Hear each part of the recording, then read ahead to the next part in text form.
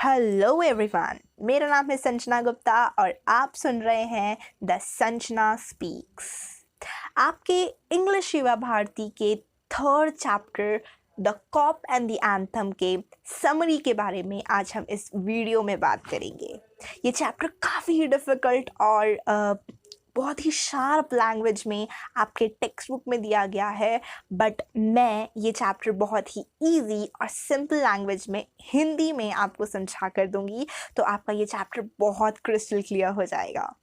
ये चैप्टर काफ़ी इंटरेस्टिंग है, मानना पड़ेगा। मिस्टर ओ हेनरी जो ये ऑथर है इस चैप्टर के, उन्होंने काफ़ी ही टैलेंट, काफ़ी ही स्किल के साथ इस चैप्टर को लिखा है और ये बहुत मज़ेदार चैप्टर है। तो आपको बहुत ही फोकस के साथ सुनना है और इन्जॉय करना है ये video. So let's get started. इस चैप्टर में एक सीन को डिस्कस किया गया है जहाँ पर एक प्लेस होता है और वहाँ पे बहुत कड़कती हुई ठंडी पड़ रही होती है। ये चैप्टर सोपी नाम के एक बंजारे की है जो थोड़ा सा क्रिमिनल भी है। बंजारा वो इंसान होता है जो यहाँ वहाँ घूमता रहता है, जिसके पास ज़्यादा पैसे नहीं होते हैं और वो बस यहाँ वहाँ घूमकर कैसे कैसे अपना गुजारा करता रहता है। सोपी भी ऐसा ही इंसान था जो छोटे मोटे क्राइम्स कर कर अपना पेट पाल रहा था, लेकिन हालांकि बहुत कड़कती हुई ठंडी थी तो उसको अपने लिए एक प्लेस ढूंढना बहुत ज़रूरी हो गया था जहाँ पर वो रह सके, सरवाइव कर सके। सोपी, मैंने जैसे कि कहा, एक क्रिमिनल टाइप का इंसान था, बट अभी वो जो इस दर्दनाक ठंडी में एक स्ट्रीट पर घूम रहा था क्योंकि उसने कोई भी क्राइम नहीं किया था, वो काफ़ी फ्री घूम रहा था। सोपी अभी अपने दिमाग में ये प्लान बनाता है कि इस कड़कते हुए ठंडी में अगर उसे ज़िंदा रहना है तो उसे जगह ढूंढनी पड़ेगी और उसके पास इतने पैसे तो थे नहीं जो कहीं पर वो घर ले सके या कहीं पर अपना इंतज़ाम कर सके। तो वो सोचता है कि जैसा कि मैं हर टाइम जेल में रहता हूँ, मैं इस टाइम भी कुछ क्राइम कर कर जेल किसी तरह पहुँच जाऊँ और वहाँ पर मेरे खाने पीने रहने का इंतज़ाम हो जाए और ये कड़कती हुई ठंडी में मैं अपना बसेरा, अपना गुजारा कर सकूँ।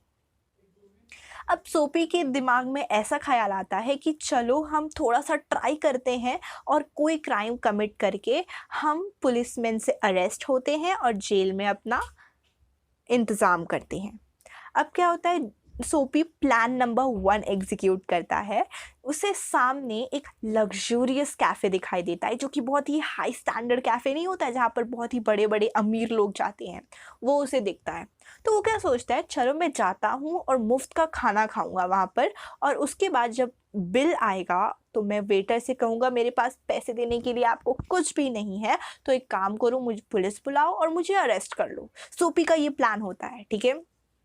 और उसे ये भी कॉन्फिडेंस होता है क्योंकि ये बहुत ही हाई स्टैंडर्ड सा रेस्टोरेंट है तो किसी को भी तो जाने दिया नहीं जाएगा। तो उसे ये कॉन्फिडेंस होता है कि मैं काफ़ी ज़्यादा वेल ड्रेस्ड हूँ।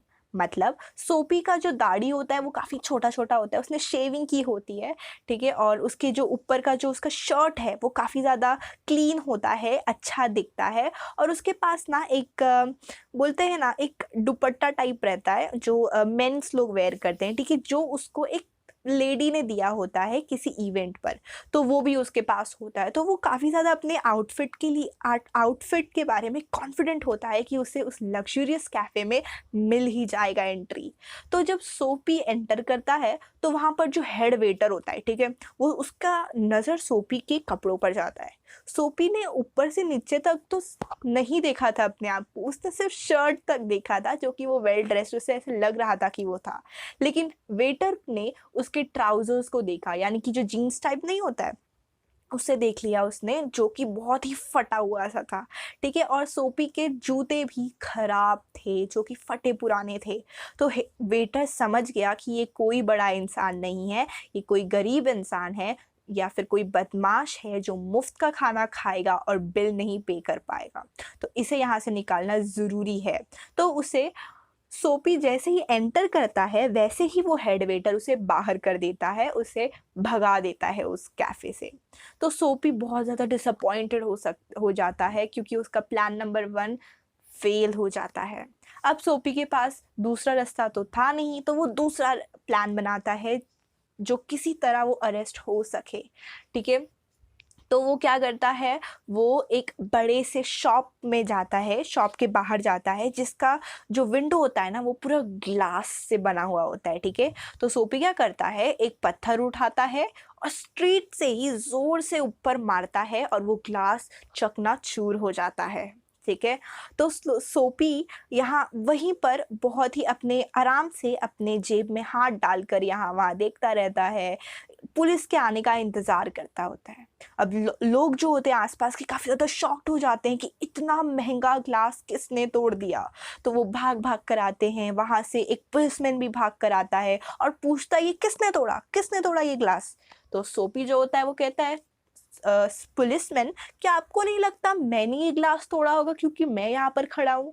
अब पुलिसमैन सोचता है जिसने भी अगर ग्लास तोड़ा होगा तो क्या वो मेरे पास यहाँ पर खड़ा होगा मुझसे बातें करने के लिए, ये बताने के लिए कि मैंने ये ग्लास तोड़ा है। पुलिसमैन उसकी बातों का बिल्कुल विश्वास नहीं करता और वहाँ से चला जाता है। अब सोपी और ज़्यादा डिसअपॉइंट हो जाता है कि यार जब मैंने वो पुलिसमैन को खुद ही बताया कि मैंने ये ग्लास तोड़ा है फिर भी वो विश्वास नहीं कर रहा। सोपी बहुत ज़्यादा डिसअपॉइंट हो जाता है। अब वो अपने माइंड में दूसरा प्लान बनाने लगता है। अब वो अपना प्लान नंबर 3 एग्जीक्यूट करता है, जहाँ पर वो एक चीप से रेस्टोरेंट में जाता है जहाँ पर मिडिल क्लास लोग भी अलाउड होते हैं, ठीक है। मिडिल क्लास लोग आते जाते हैं, गरीब लोग भी अलाउड होते हैं, मतलब वो काफ़ी ज़्यादा बोलते हैं ना लो बजट वाला रेस्टोरेंट होता है। तो सोपी ये प्लान बनाता है कि जाता हूँ मैं अंदर और बहुत सारा खाना ऑर्डर कर लूँगा और जब बिल मांगेंगे ना तो मैं कहूँगा कि मेरे पास एक भी पैसे नहीं है, तो वो कुछ कर नहीं पाएंगे और पुलिस को बुला लेंगे और मैं अरेस्ट हो पाऊँगा। तो सोपी जाता है, बहुत सारा खाना ऑर्डर करता है, महंगा महंगा, और खाता है, ठीक है। तो जब वेटर उसके पास बिल लेकर आता है तो सोपी कहता है मेरे पास बिल्कुल भी पैसे नहीं है, एक काम करो तुम फटाफट से पुलिसमैन को कॉल करो, जिसे कॉप भी कहा गया है ये चैप्टर में, ठीक है। तुम फटाफट से कॉप को कॉल करो और मुझे अरेस्ट करवाओ। अब जो वहाँ का वेटर होता है ना वो काफ़ी ज़्यादा आराम से कहता है तुम्हारे लिए ना कोई पुलिसमैन की ज़रूरत है नहीं, हम ही तुम्हारे लिए काफ़ी हैं। वो 2 वेटर लोग उठकर उसे उठाते हैं हाथ में और उसे रोड पर फेंक देते हैं और सोपी मुंह के बल जाकर गिर जाता है। अब सोपी को बहुत गुस्सा आता है, इतना सारा कोशिश करने के बावजूद भी कोई उसे नहीं पकड़ रहा। अब सोपी अपने प्लान नंबर 4 को एग्जीक्यूट करता है। वो एक बड़े से थिएटर के सामने जाकर जोर जोर से चिल्लाता है, वो ना शराबी की एक्टिंग करने लगता है, जोर जोर से चिल्लाता है, नाचता है। वहाँ पर पुलिसमैन भाग कर आता है और कहता है कि यार ये जो कॉलेज स्टूडेंट होते हैं ना नए नए, ये ऐसी हरकत हर रोज़ ही करते हैं, तो शायद ये भी उनमें से एक होगा, इसे क्या ही पकड़ना, क्योंकि ये किसी को परेशान तो कर नहीं रहा, किसी को मार वीर तो रहा नहीं है। अब ठीक है जाने देता हूँ मैं इसे। पुलिसमैन ऐसा कहकर चला जाता है। सोपी को और गुस्सा आता है कि यार मेरे साथ हो क्या रहा है, मैं एक के बाद लगातार क्राइम करता जा रहा हूँ, मुझे कोई पकड़ ही नहीं रहा। अब सोपी बहुत गुस्सा हो जाता है और अपने लास्ट प्लान को एग्जीक्यूट करने के लिए तैयार हो जाता है। वो एक शॉप के अंदर जाता है जहाँ पर एक आदमी न्यूज़पेपर्स रीड कर रहा होता है, ठीक है। उसके बाजू में एक अम्ब्रेला रहता है। सोपी क्या करता है, उस अम्ब्रेला को लेकर शॉप के बाहर भाग जाता है और ज़ोर ज़ोर से दौड़ने लगता है उस अम्ब्रेला को लेकर। तो जिस आदमी का वो अम्ब्रेला होता है वो भी उसके पीछे ज़ोर ज़ोर से भागता है, कहता है मेरा अम्ब्रेला है, तुम कहाँ ले जा रहे हो, ठीक है। अब सोपी क्या होता है, रुक जाता है, कहता है ये तुम्हारा अम्ब्रेला है, तो कहता है हाँ। तो सोपी कहता है अगर ये तुम्हारा अम्ब्रेला है ना तो तुम इसे ले लो, ठीक है, लेकिन इतनी आसानी से नहीं। वो पुलिसमैन को जाओ बुला के लेके आओ और मुझे अरेस्ट करवाओ, उसके बाद ये अम्ब्रेला तुम ले लो। अब जो आदमी जो ये क्लेम कर रहा था कि वो अम्ब्रेला उसका है, वो डर जाता है, क्योंकि वो अम्ब्रेला दूसरे के दुकान से चोरी कर लाया हुआ होता है, ठीक है। जो इंसान खुद ही चोर है वो कैसे पुलिस को बुलाएगा। तो वो सोपी को कहता है कि भाई तुम ही रख लो ये अम्ब्रेला, मुझे लगता है मुझसे गलती हो गई, मैंने अनजाने में तुम्हारा अम्ब्रेला सुबह में उठा लिया होगा, तो मुझे माफ़ करना, ये अम्ब्रेला शायद तुम्हारा ही होगा। और वो ये कहकर निकल जाता है वहाँ से।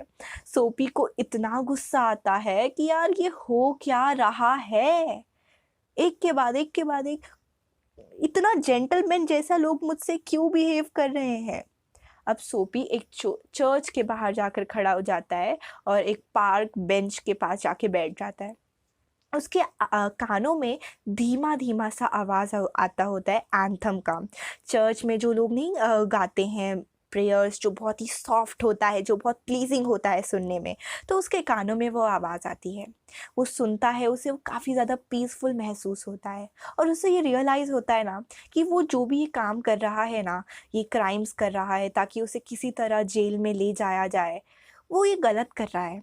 वो काफ़ी, उसे ऐसे रियलाइज़ होता है कि यार मैं काफ़ी ज़्यादा यंग हूँ, ठीक है, और मैं काम कर कर पैसे कमा सकता हूँ, मुझे कोई ज़रूरत नहीं है ये क्राइम कर कर जेल में जाने की, मेरे पास अभी पूरी ज़िंदगी बची है, ठीक है। सोपी को ये रियलाइज़ हो जाता है और सोपी अपने अंदर एक एक प्रॉमिस लेता है, ठीक है, ओथ करता है कि यार इसके आज के बाद से मैं कभी भी बुरे काम नहीं करूँगा और पूरी मेहनत से, पूरे लगन से, ईमानदारी से, हार्ड वर्क से काम करूँगा, पैसे कमाऊँगा और अपनी ज़िंदगी बिताऊँगा।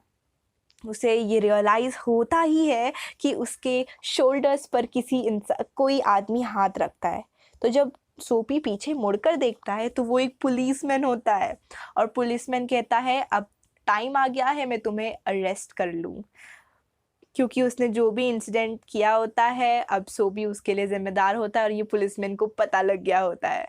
तो पुलिसमैन आता है, सोपी को ले जाता है अरेस्ट कर कर और उसके अगले दिन मॉर्निंग में कोर्ट सोपी को 3 महीने की जेल की सज़ा सुनाती है और सोपी काफ़ी ज़्यादा डिसअपॉइंटेड हो जाता है क्योंकि जब उसने खुद ने डिसाइड किया कि अब उसे जेल में जाने की कोई ज़रूरत नहीं है, उसे क्राइम करने की कोई ज़रूरत नहीं है, वो सचमुच बदलना चाहता था, एक अच्छा इंसान बनना चाहता था, तभी उसे जेल हो गई। और इतने देर से जो वो कोशिश कर रहा था जेल में जाने की, तब किसी ने उसे नहीं पकड़ा।